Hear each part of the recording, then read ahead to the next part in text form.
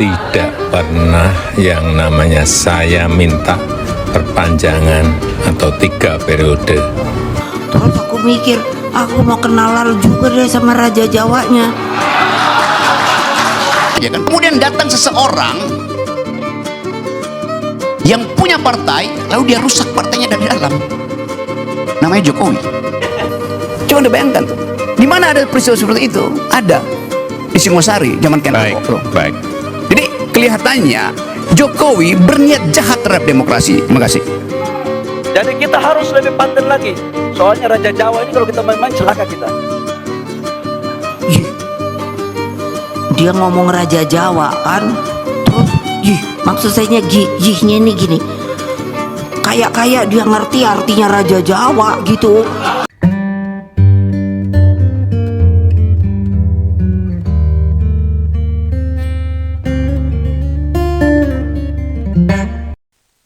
Proyek Pak Harto itu berubah menjadi otoritarianisme. Masuk pada reformasi, hidup lagi partai-partai. Lalu ada orang yang ingin punya partai tapi nggak mau bikin dari awal, namanya Muldoko. Dia rampok, dia begal Partai Demokrat, gagal.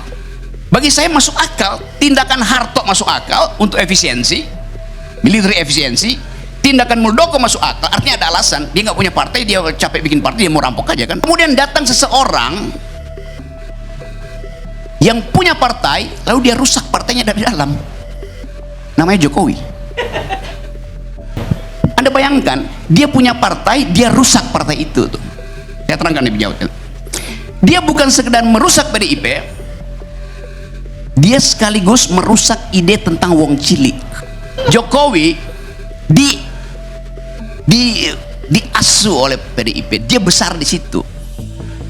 Lalu dia hina partai itu. Lu nggak ada apa-apa, lu berklaim sama gue rusak lu, karena dia punya kekuasaan.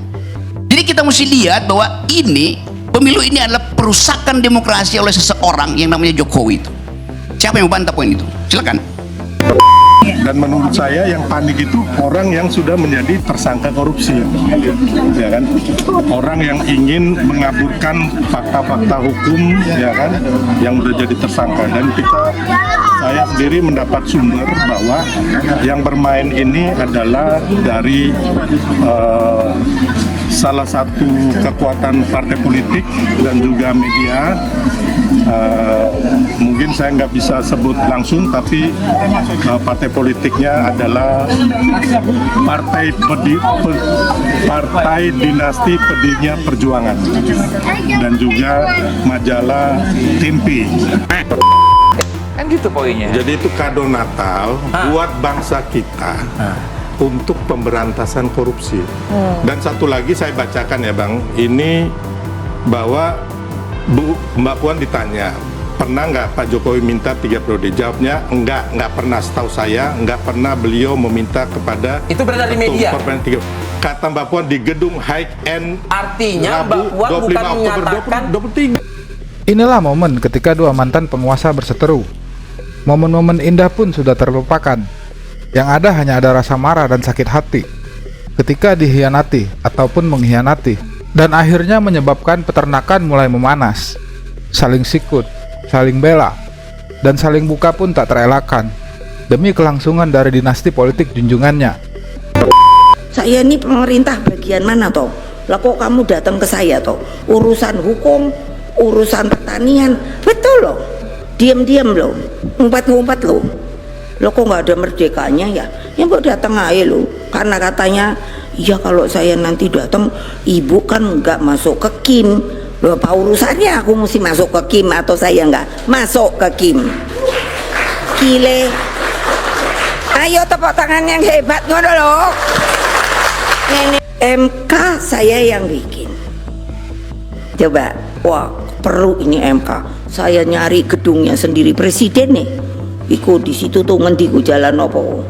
Megah. Waktu itu Pak Jimli yang aku jadi. Sekarang melehek. Dijadi mainan. Lah iyalah. Apa beritanya? Ibu mesti dengerin. Ini Pak Bahlil ngomong. Terus saya ketawanya gini. Dia ngomong Raja Jawa kan. Terus Yih, maksud saya yihnya ini gini, kayak dia ngerti artinya Raja Jawa gitu, karena dia kan dia orang mana sih, NTT apa mana tuh? Oh, Banda Naik. Oh gitu. Makanya saya langsung sambil sarapan ketawa. Bilang ada Raja Jawa. Terus aku mikir, aku mau kenalan juga deh sama Raja Jawanya. Loh iya dong. Sejak kapan ada Raja Jawa? Saya nggak punya kepentingan apa-apa pribadi. Kepentingan saya ke depan adalah Golkar harus lebih baik dari sekarang. Karena itu pemerintahan Pak Prabowo Gibran sebagai kelanjutan daripada pemerintahan Jokowi Maruf Amin. Jadi kita harus lebih paten lagi. Soalnya Raja Jawa ini kalau kita main-main celaka kita. Saya mau kasih tahu aja, jangan coba-coba main-main di barang ini. Ini waduh, ngeri-ngeri sedap barang ini, saya kasih tahu. Udah, waduh ini. Dan sudah banyak kok, sudah lihat kan barang ini kan? Ya tidak perlu saya ungkapkan lah, tidak perlu. Bung Karno merumuskan metode perjuangan yang diawali dengan membangun tradisi intelektual. Tradisi intelektual itu apa tau?